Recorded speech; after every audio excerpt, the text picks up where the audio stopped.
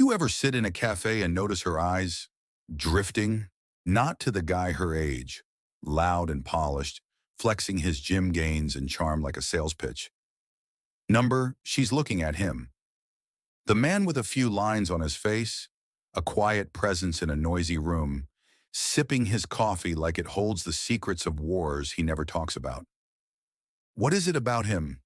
It's not flash, it's not status, it's something older, something earned, a silence that doesn't beg to be filled. He doesn't seek attention, but attention seems to follow. Because in a world of men shouting to be seen, the one who doesn't raise his voice stands out.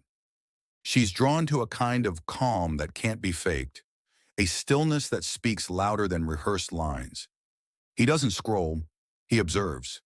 He doesn't chase, because he's already arrived. And maybe, just maybe, what she's really looking for isn't a man who wants to impress her, but a man who's lived long enough to forget how to pretend. So here's the question. In a world obsessed with attention, can you be the man who doesn't need it? Now picture this. She's 24, beautiful, tired, emotionally burnt out.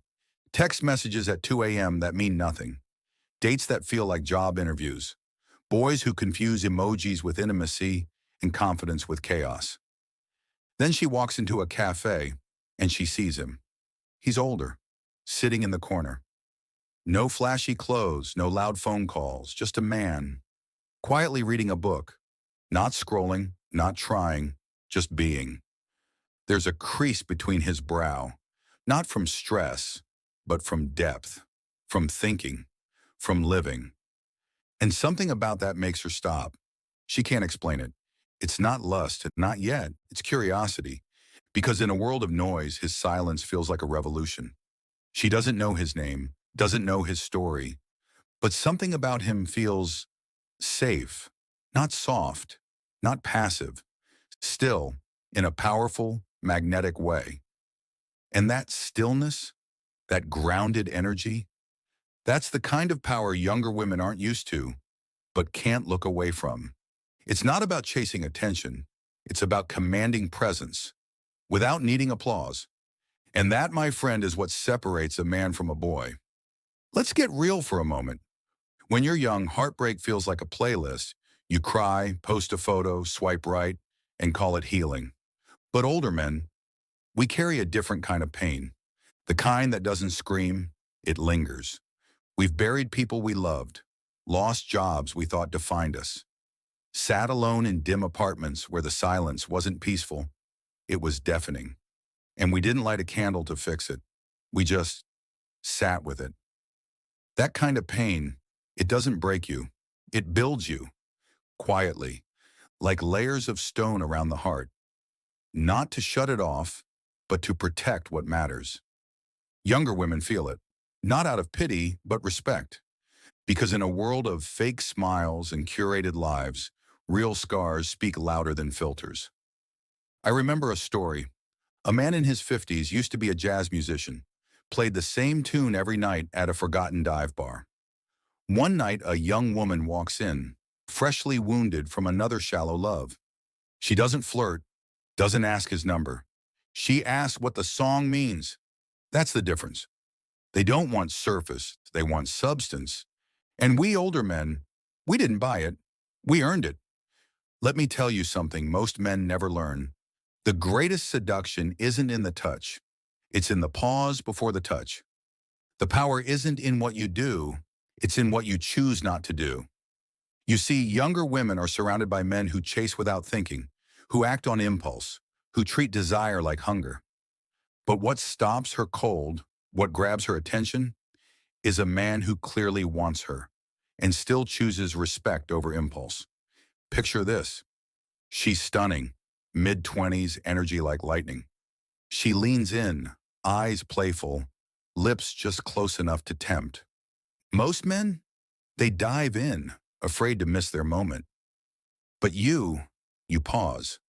You look her in the eye and say, I want this, but I want to do it right. You're worth that. And right there, she's hooked. Because it's rare. Because self-control, it's a storm held in stillness.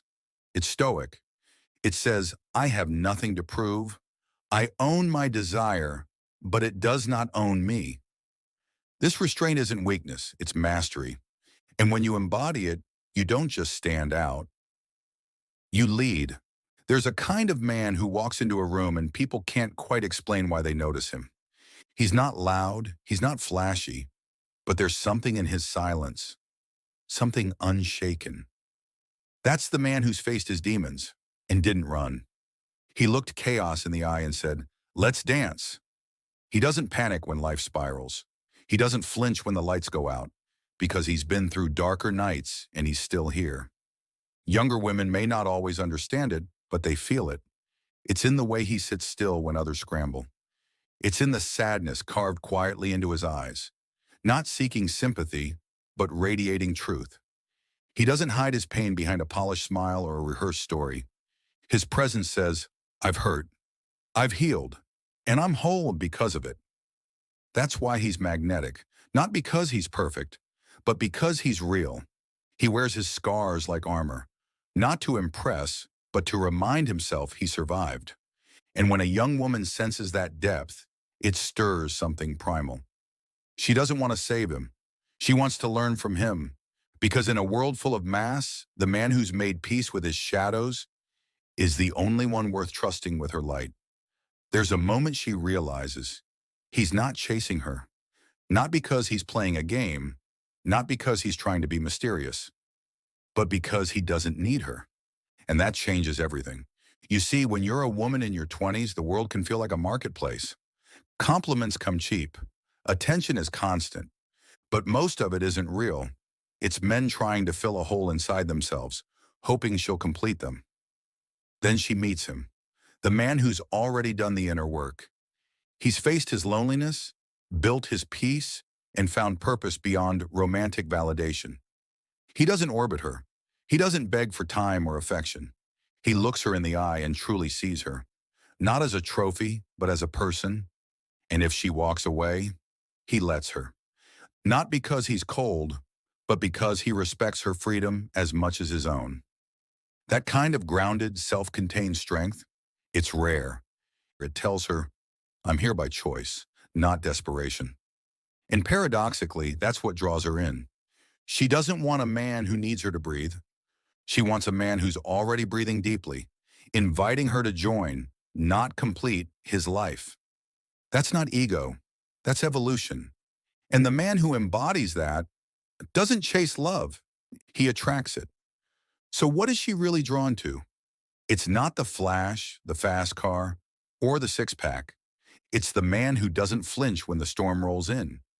The one who doesn't lose himself when things fall apart. In a world full of noise, she leans towards stillness. In chaos, she searches for calm. And in a sea of men who perform, she finds herself staring at the one who simply is. He's the man who doesn't chase approval, who doesn't crumble under pressure, who has met pain, shook hands with it, and moved forward. Not bitter, but wiser.